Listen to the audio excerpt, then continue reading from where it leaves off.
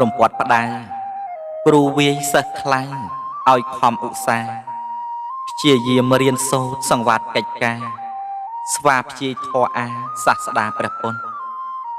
រំពាត់ផ្ដៅគ្រូព្រានក៏ដែរឲ្យល្អវិសុទ្ធរបៀបរៀបរយថ្លៃថ្នូរចិត្តមុនធ្ងន់មិនស្រយុតដុតកំឡោចខ្លាំងរំពាត់ផ្ដៅទូលមានកូនចៅសាស្តាតម្រូវសង្ស័កមណៈអប់រំឲ្យត្រូវធေါ်ដុតកំដៅខ្លៅខ្លាចបណ្ឌិតរំពាត់ផ្ដៅជាយានឆ្ពោះទៅលើផ្លូវធម៌ពិតប្រតិបត្តិវិន័យសមាធិជាមិត្តអប់រំផ្លូវចិត្តប្រតិយោងរូបារំពាត់ផ្ដៅបើមើលពីក្រៅដូចប្រើហិង្សាតែជាវិន័យក្រិតក្រមវត្តវាពង្រឹងសាសនា